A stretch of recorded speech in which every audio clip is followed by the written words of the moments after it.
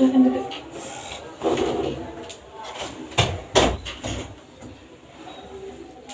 Oke. Gimana nih kabarnya? Alhamdulillah baik ya. Gimana tadi perjalanannya ke sini? Alhamdulillah lancar, Bu. Lancar ya. Tadi gunain motor. Iya, Gimana perjalanannya, aman kan? aman. Jadi mau nanya dulu. Nama kamu siapa? Dia, Bu. Dia. Berarti ibu bisa manggil dia ya. Kalau ibu sendiri tuh Ibu Rahmat. Oke, kamu bisa bilang kakak juga boleh, ibu juga boleh, terserah deh. Dia udah pernah nggak sebelumnya melakukan bimbingan konseling? Udah, Bu. Sebelumnya di mana? Di sekolah. Di sekolah waktu SMA? Iya, Sama guru BK-nya dong? iya. Gitu. Terus pemahaman dia tentang bimbingan konseling itu apa? Konseling tuh kayak pemberian nasihat gitu, Bu. Terus kalau kami yang bilang, kan kami bimbingan konseling sama guru BK itu kan karena kami punya masalah. Iya. Jadi kebantu gitu nyari solusinya gimana yang baik gitu. Gitu. Waktu SMA kebantu dong? Kebantu. Dia pastinya lah, kalau datang ke sini pasti mempunyai masalah lah kan. Jadi kalau sebelum kita memulai bimbingan konselingnya, langkah baiknya kita berdoa dulu. Oke, kita berdoa dulu, doa dimulai, doa selesai. Oke. Jadi ada masalah apa nih dia datang kemari? Jadi ada masalah di rumah gitu, Bu. Gimana tuh di rumah? Kan dia di rumah 2 bersaudara, Bu. Terus kalau dia kan dari kecil dia pisah sama orang tua, tinggal sama nenek. Kalau adik dia emang tinggal sama orang tua dari kecil. Terus dia kan otomatis kalau kita pisah dari orang tua tuh kita pasti pengen kan perhatian orang tua, Bu. Jadi dia tuh udah kayak nyoba mulai dari dia coba jadi juara kelas, terus ikut beberapa lomba gitu. Tapi kayak ya respon orang tua tuh biasa aja gitu, Bu. Tapi kalau adik dia lihat kan kemarin dia cuma dapat juara kelas doang nih. Itu pun juara 3. Itu orang tua dia kayak bangga banget, dibangga-banggainnya, dicerita-ceritainnya. Terus kalau misalnya ada masalah di rumah, adik dia nih yang salah, pasti dia yang disalahin, dilimpahin ke dia. Terus kayak ada apa aja masalah di rumah, pasti orang tuh marahnya ke dia, kayak jadi pelampiasan gitu, Bu. Terus kalau dia waktu kecil kan, dia kan mungkin karena tinggal sama nenek kan, Bu, jadi agak bandel gitu kan. Terus kalau dia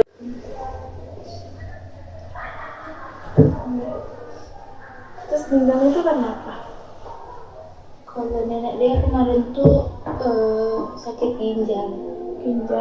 Ya, bener dia kemarin tuh karena dia kan hamil, terus jadi operasi gitu kan, Kak. Operasinya tuh infeksi udah beberapa kali gitu.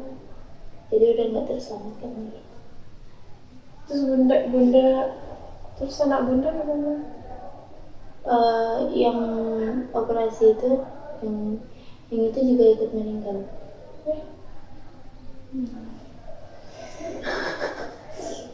Terus bener-bener gak ada lagi teman cerita dia sekarang? Enggak, tapi dia mulai coba cerita sama ada satu teman dekat dia, anak kelas. Anak kelas sekarang? Dia tahu semuanya masalah dia? Enggak juga sih, cuman dia ada cerita beberapa ke dia. Apa yang dia ceritain sama dia? Mungkin kalau seandainya masalah emang udah berat, kayak nggak emang butuh tempat cerita, itu baru dia cerita ke dia. Sampai nangis-nangis? Enggak juga sebenarnya, soalnya dia termasuk ini apa sih, malu kalau nangis di depan orang. Terus tanggapan teman dia itu gimana? Dia bilang kan udah sabar aja katanya, mungkin gitu cara orang tua mendidikmu katanya.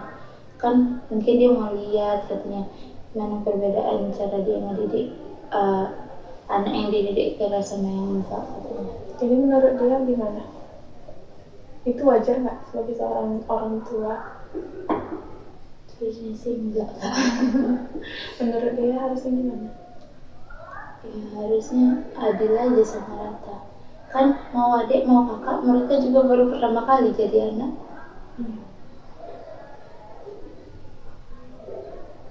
Jadi mau dia tuh kayak orang tua dia tuh ya sama aja gitu. Kalau dia bisa dengerin adik dia, bisa excited sama semua kegiatan adiknya dia, sama dia juga gitu. Terus adik dia tuh apa-apa selalu dipuji, dia hal-hal kecil selalu diapresiasi. Dia nggak pernah, Sama sekali nggak pernah. nggak ada sekali yang muji. Bukan muji sih, kan jadi kemarin itu kan waktu mau masuk kuliah, terus kumpul keluarga gitu. Ibu kan lebih sering banggakan adik. Jadi keluarga besar bilang, kalau nama adik dia itu Sania kan. Kalau Sania ini nanti gampang katanya, dia pinter, bisa ini dapat beasiswa gini. Dia otomatis dia di situ terpojok lah kan. Jadi secara nggak langsung dibilang lah dia bodoh kan. Iya. Terus di situ baru ayah ngomong, kalian nggak tahu katanya, kalau dibandingin dia sama Sania tuh lebih pintaran dia. Baru itu ayah ngakui. Itu waktu dia kapan tuh? Itu sebelum masuk kuliah. Belum masuk, berarti baru tamat SMA. Iya. Gitu rasanya gimana? Senang, kaget. Kayak, oh gini rasanya diakui gitu.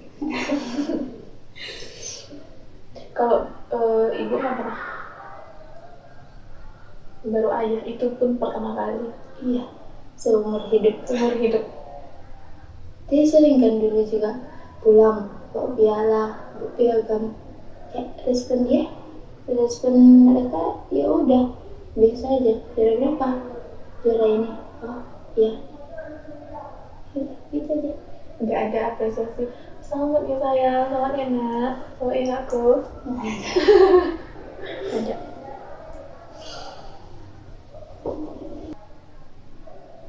Terus sekarang apa mau dia sampaikan sama itu, sama mama, papa, sama ibu, ayah? Mungkin bisa dia mau bilang kan sekarang udah kelihatan. Iya. Kayak kalau dia kelihatan kan sering nelfon mereka kan kita kadang ada kan kak waktunya kita kayak stres karena tugas banyak. Terus dia bilang, siapa suruh kuliah, siapa suruh ini, lebih terlalu lebay katanya, cuma belajar aja gitu. Dia mau bilang ke mereka, kami kuliah juga mikir, tapi kuliah bukan pelajaran aja yang kamu pikirin, tapi pasti kita mikirin mereka juga gimana kalau kita gagal.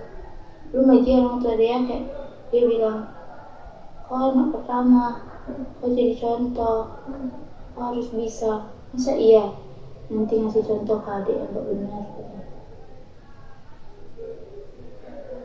Emang kuliah ini bukan ide orang tua?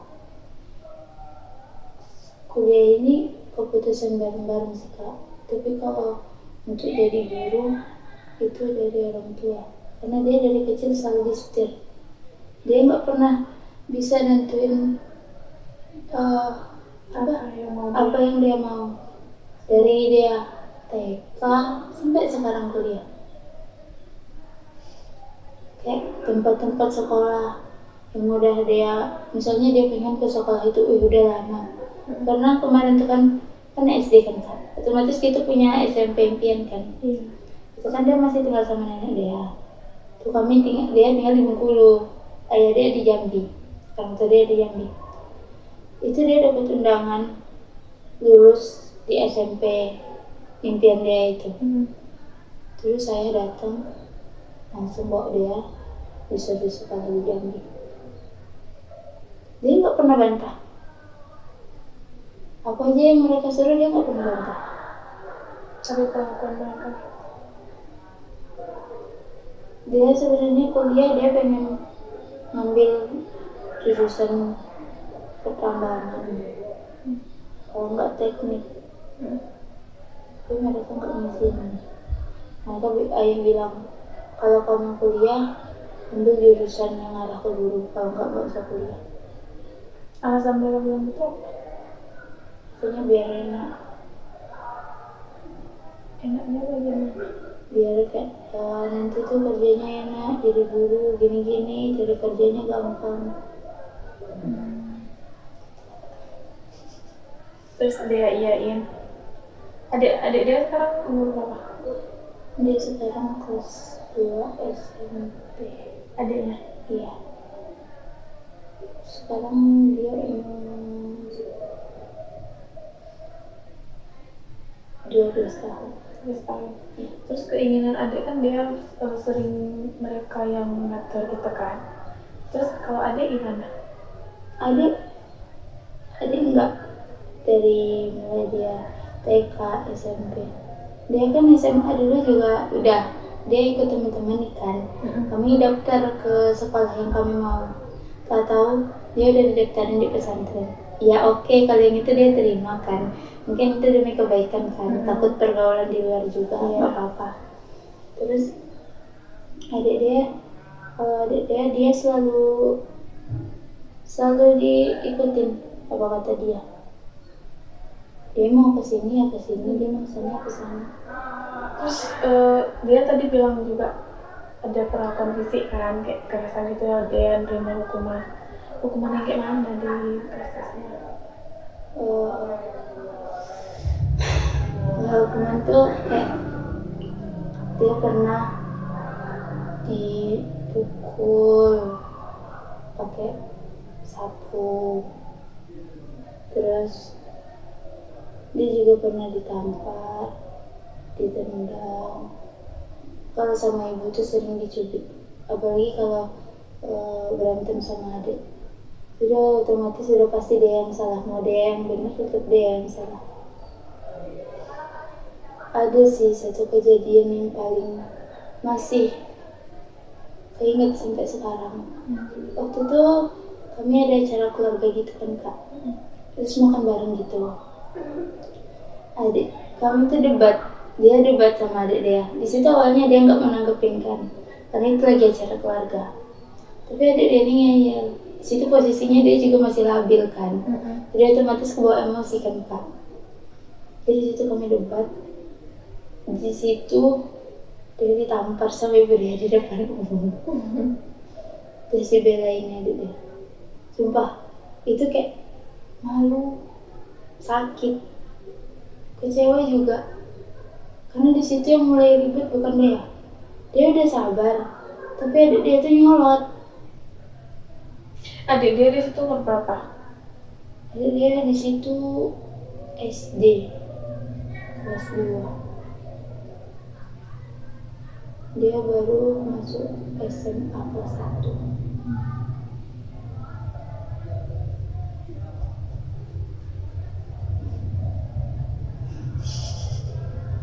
Sampai sekarang kayak gitu, maksudnya perlakuan fisiknya masih ada sampai sekarang?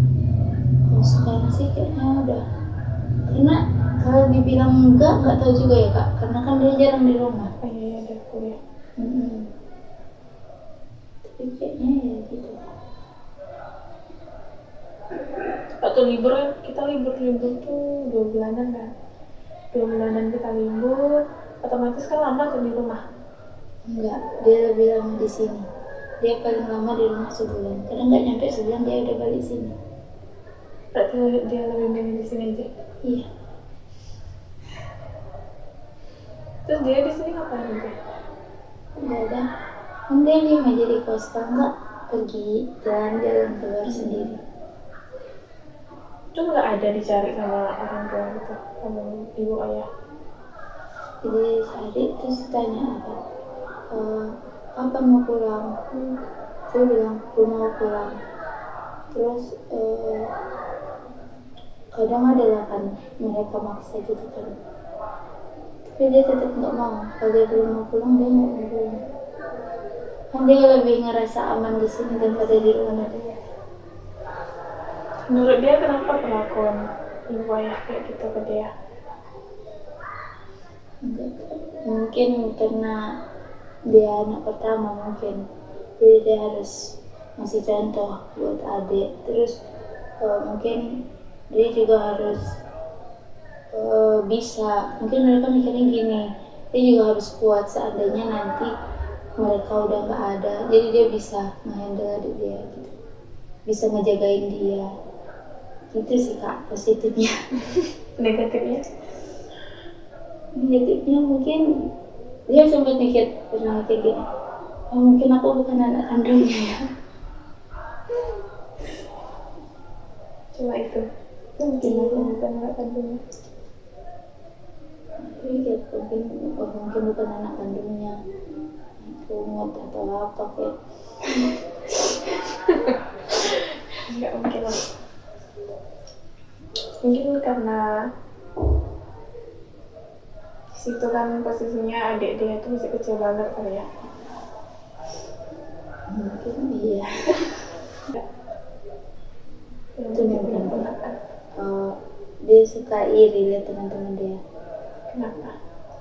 Iya, mereka tuh kayak dekat sama orang tuanya, kayak mereka bisa cerita apa aja, terus mereka bisa ngungkapin apa yang mereka rasain. Bahkan ada teman dia tuh yang kayak sama ibu lah kan, kita anak cewek kan, otomatis kita paling dekat sama ibu kan. Jadi sama ibunya tuh emang deket banget, emang gak ada privasi sama diceritainnya.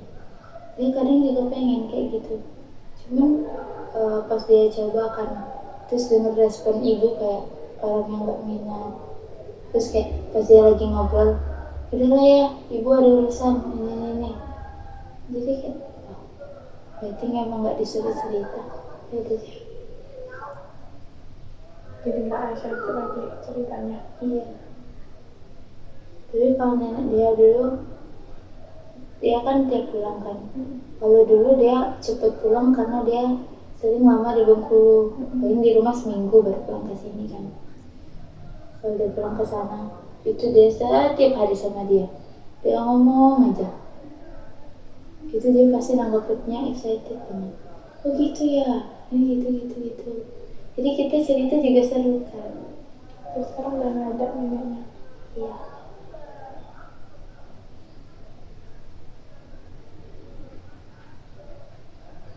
Itu nenek dari ayah ya?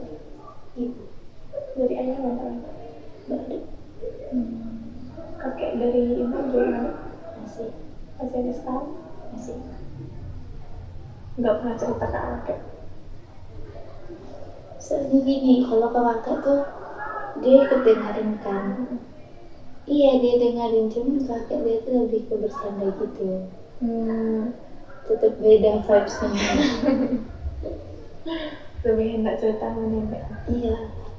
Tapi kami kalau dia pulang ke sana tuh kami selalu kumpul di ruang tamu kan. Dia, kakek dia, nenek dia sama ada adik ibu dia tuh anak Down syndrome. Oh. Nah, kami selalu berempat gitu. Duduk terus kami cerita. Bareng-bareng. Iya. Dia lebih ngerasa keluarga di sana sih daripada di rumah. Lebih nyaman di situ ya. Iya. Terus sekarang dia gimana nanggapin orang tua dia? Kalau sekarang ya udah terserah, mau peduli iya, mau nggak juga nggak apa-apa.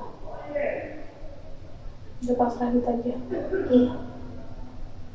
Udah dari SD dia coba berbagai usaha, kayak dari yang baik, yang positif sampai ke yang negatif, kayak nggak ada hasilnya.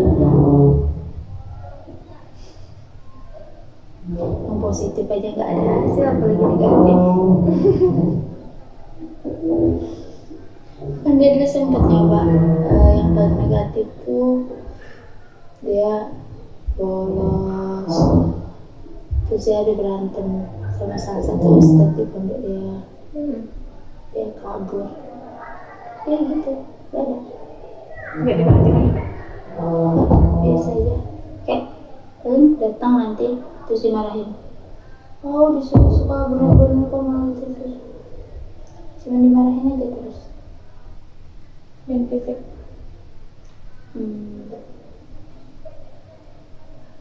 Terus paling sering itu ibu tuh marahin dia di depan umum. Jadi dia kayak apa ya, kadang atau lagi kumpul-kumpul sama teman, entah lagi ada acara atau apa, pasti selalu.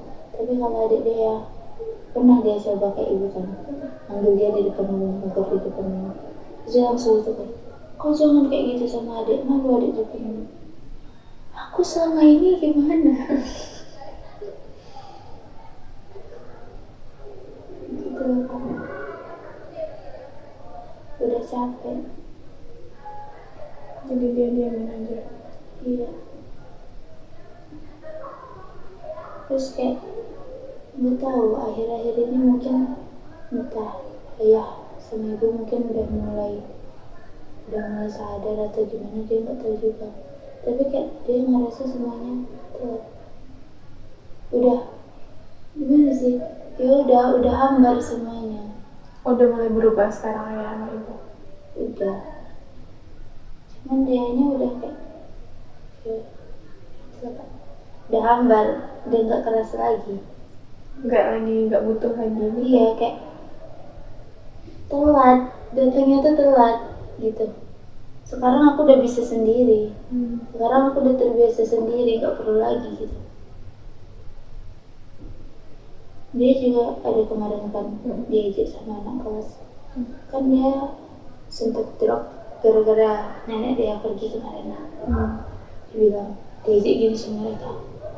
Allah katanya, baru juga nenek yang pergi katanya, belum orang tua. Kok nggak tahu kalau nenekku lebih penting dari orang tuaku? Oh, dia gituin. Kayak enak dia ngomong, baru juga nenek. Hidup kita beda. Terus dia diamin aja mereka. Dia cuma bilang gini kan, kalau kamu nggak tahu kehidupan orang nggak usah banyak omong, kata dia. Terus dia bilang, iya kalau baik. Dia tuh orangnya malas ribut juga kak, jadi dia nggak pernah nanggepin orang-orang kayak gitu. Terus motivasi dia sekarang gimana? Ayah kan ada pesan kemarin, ayah dia udah mulai sakit-sakitan sekarang, jadi dia kepikiran juga. Kenapa? Ayah dia tuh sempat kena usus bocor gitu, jadi ususnya tuh ada bekas jahitan gitu. Bekas operasinya itu sekarang sering bermasalah. Kayak gimana gitu? Enggak, kayak yang di dalamnya itu ada jahitan yang kebuka lagi gitu. Jadi itu kalau seandainya nggak dirawat, nggak di itu, nanti itu bisa kebuka lagi, otomatis operasi ulang. Terus apa pesan ayahnya? Saya bilang gini, terus sekolah benar-benar ya katanya. Nanti kalau Tete udah selesai sekolah, ayah serahkan sama Tete. Jadi itu yang paling berat sih kak, karena kan kita kuliah, kita aja habis kuliah masih bingung mau kemana. Iya, mau kemana. Sedangkan dia udah dikasih tanggung jawab sudah melimpahkan adik dia. Paling sekarang dia mikir kuliah, selesai kuliah cepat-cepat cari kerja, terus sekolahin adik dia tinggi-tinggi. Terus sih kak.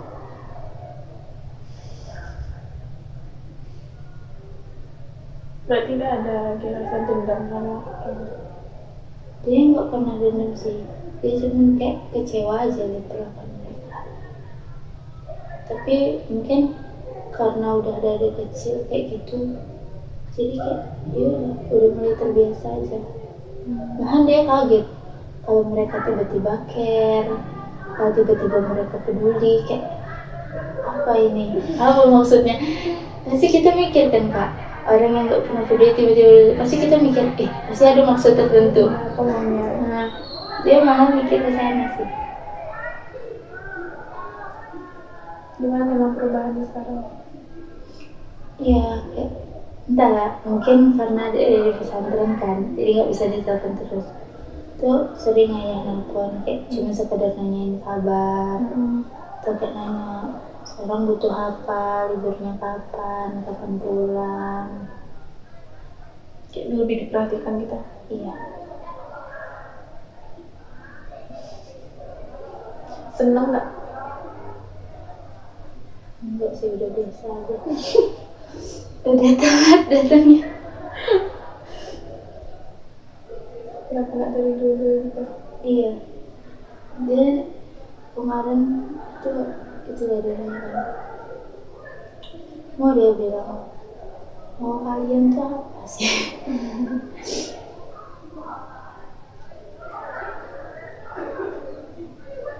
Ya, mungkin karena itu, karena dia udah gede kan, posisi adik juga udah gede. Mungkin waktu dia di itu adik dia masih ketek banget, keteknya. Mungkin iya. Emang dipaksa untuk dewasa lebih cepat gitu, ya kan? Iya.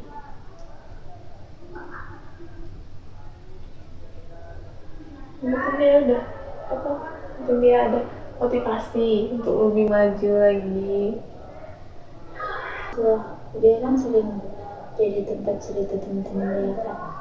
Mereka bilang gini, kok kamu nggak pernah cerita? Apa yang mau ceritain dari ini? Saya yang nggak punya masalah. Punya, tiap orang pasti punya masalah kata dia kan. Terus kok nggak cerita? Apa kata dia?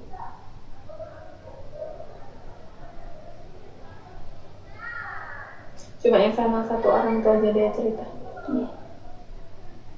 Sama-sama dia aja dia berani bilang. Kenapa berani sama dia? Itu kami kan karena kami udah sebenarnya banyak teman dia yang udah lama dekat. Tapi nggak tahu nyamannya sama dia. Komitmen dia sekarang itu apa? Paling lebih fokus lagi kuliah, cepet-cepet selesai. Untuk plan dia kuliah udah ada? Udah sih, udah, tapi masih ragu. Terus menurut dia menanggapi orang tua dia sekarang gimana? Kan orang tua dia udah mulai berubah nih kan? Ya udah, kalau mereka nanya ya dijawab. Seandainya diajak pergi atau mereka aja cerita, ya udah dia duduk aja paling cuma dengerin. Berarti dia lebih banyak diam di rumah. Iya. Kalau di sini?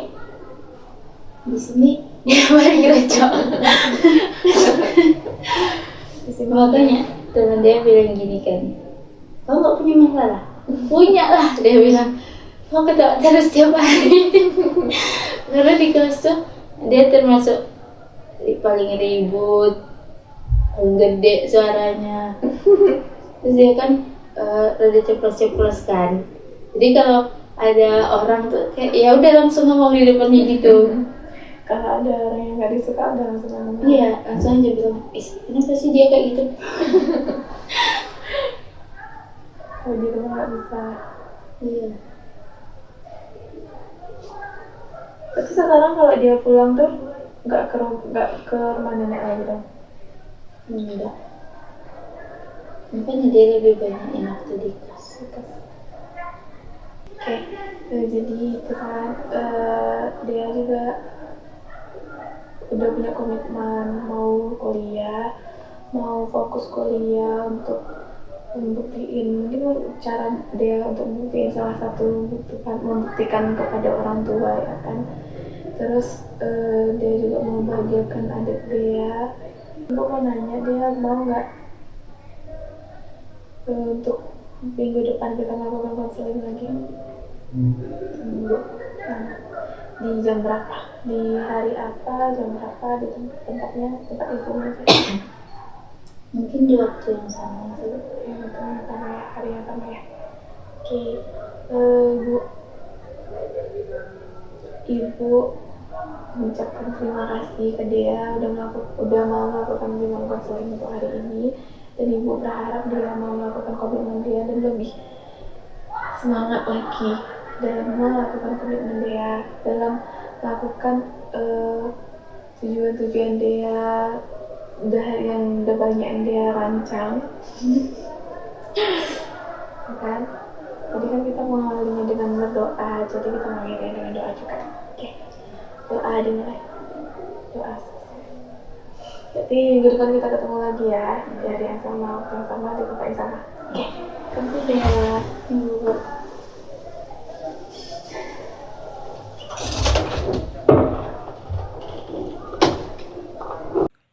Assalamualaikum warahmatullahi wabarakatuh. Nah, tadi udah terpapar nih konseling individunya. Dan sekarang kalau kita lihat dari TFA atau Thinking, Feeling, and Action, di mana thinking itu si klien merasa dia dibeda-bedakan dengan adiknya. Lalu klien juga tidak disayang.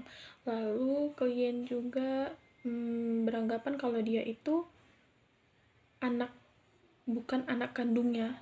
Nah, kalau kita lihat dari sudut feelingnya itu klien merasa sedih, merasa emosi yang menggebu-gebu karena tidak dianggap dalam keluarganya, dapat kekerasan fisik juga, dan dia merasa tidak disayang. Lalu kalau dilihat dari actionnya, untuk mendapatkan perhatian itu klien ini melakukan berbagai hal seperti yang dari positif ataupun negatif. Misalnya dari positifnya itu klien itu mengikuti berbagai lomba, seperti dia mengikuti olimpiade dan mendapatkan medali juga, dan tidak sama sekali ada notis dari orang tuanya. Itu membuat klien sedih. Lalu klien juga mengatakan dia pernah membuat perilaku yang negatif juga, seperti bolos, dan itu juga tidak ada notif dari orang tuanya. Seperti itu. Oke, next kita bahas tentang karakteristik dan dimensi dalam konselingnya. Gimana sih? Nah, ada yang namanya keunikan dan keumuman. Kalau keunikannya dilihat dari video itu tadi, sikap dan perilaku kliennya dapat diterima oleh si konselor. Dan kalau keumuman, hubungan dan keakraban dari konselor dan klien itu juga terlihat ya. Saat klien menceritakan masalahnya, konselor paham dan klien merasa diterima. Lalu dapat dilihat dari dimana konselor menanyakan kabar, dilihat klien tertawa dan semeringah dalam menyampaikan kabarnya. Selanjutnya ada yang namanya objektivitas dan subjektivitas, dimana kalau dilihat dari objektivitasnya, konselor memandang permasalahan klien itu secara netral, tidak membanding-bandingkan, dimana konselor itu tidak menghakimi cerita dari si klien. Lalu subjektivitas itu konselor memahami perasaan si klien, dimana klien kan tadi merasa sedih, merasa emosinya tidak stabil, dan konselor memahami hal itu, memahami mengapa si klien ini merasakan hal tersebut. Oke, selanjutnya itu ada kognitif dan afektif. Ada juga yang namanya konatif, tapi konatif dan afektif ini disamain ya. Terus di dalam video itu kognitif itu membuat suatu penafsiran untuk si klien dan mengarahkan pemikiran klien mengarah yang lebih benar. Nah, di dalam video terdapat di mana klien bercerita tentang klien sedang bertengkar dengan adiknya. Nah, si klien bertengkar dengan adiknya yang masih kelas 2 SD dan klien di saat itu kelas 1 SMA. dan konselor memberitahukan kemungkinan kalau wajar saja orang tuanya itu marah kepada klien ketika dia seorang kakak yang sudah dewasa melawan atau bertengkar dengan adiknya yang masih kecil. Nah, untuk afektif, di mana klien ini akan bercerita secara terbuka tentang permasalahannya, dan dapat terlihat dari videonya, klien bercerita tentang permasalahannya secara terang-terangan dan terbuka. Nah, selanjutnya itu ada ambiguitas dan versus jelas, di mana di sini itu dilihat dari hubungan konselor dan kliennya dari proses konselingnya. Dapat dilihat ya, kalau hubungan konselor dan klien itu dari proses awal hingga akhir terlihat hubungannya dengan akrab dan terstruktur. Nah, yang terakhir ada tanggung jawab dan akuntabilitas, di mana konselor ini bertanggung jawab untuk membuat lingkungan aman terhadap klien, dan klien juga bertanggung jawab untuk menceritakan semua permasalahannya. Nah, dalam videonya tertera ya, di mana konselornya membuat lingkungan aman yang membuat klien menjadi lebih terbuka dalam bercerita. Oke, hanya itu analisisnya. Sekian dan terima kasih. Assalamualaikum warahmatullahi wabarakatuh.